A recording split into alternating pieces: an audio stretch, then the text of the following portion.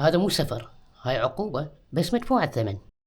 كنت قاعد وضايج، لقيت إعلان على الفيسبوك عرض سفر من النجف الأربيل 4 أيام و3 ليالي، فندق وفطور ورحلات مصايف بسعر 40,000. كنت أقول بيني وبين نفسي هاي شركة سفر لو جمعية خيرية. المهم طلعت جنطتي، جهزت غراضي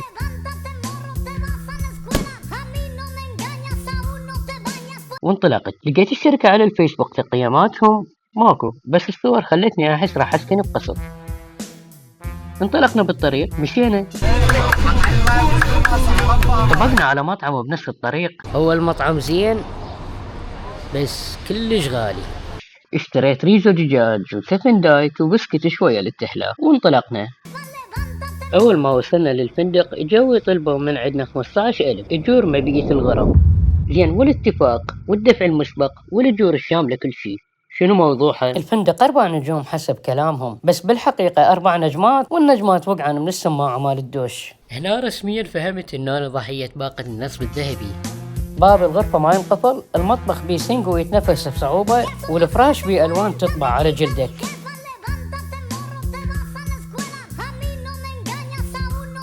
بعد ما وصلنا بكم ساعة جانا مضيف الرحلة وقال باكر نطلع للمصايف، وقال بس الدخول على حسابكم. زين شلون؟ والاتفاق والشامل كل شي وين راح؟ المهم أنا قلت لهم راح أبقى بالفندق. باليوم الثالث المفاجآت تستمر. اجانا مضيف الرحلة قال اليوم راح نطلع مولات. أنا من سمعت بيها مولات قلت هذه المولات دخول مجاني وما بيها صرف وما بيها نصب أساسا، فقلت خلي أروح وياهم. فانطلقت وياهم، رحنا مجدي مول، أخذنا فرة بسيطة حلوة.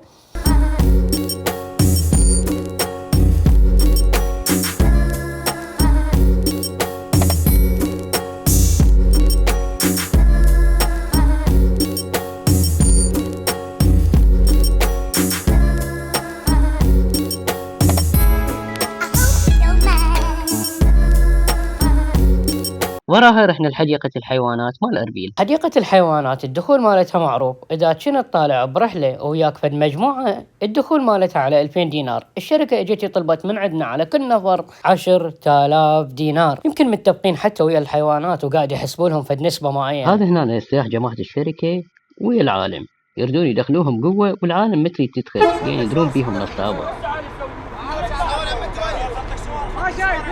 تعال اقول لك خلنا نكمل ورا. تعال بشوي.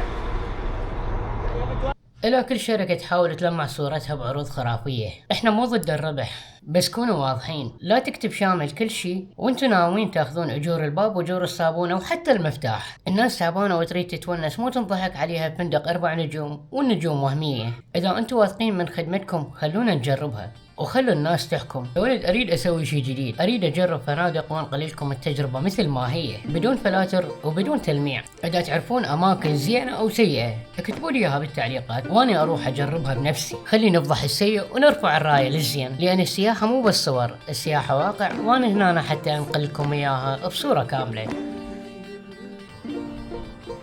لو باقي يم كيتي هواي يشرف لي.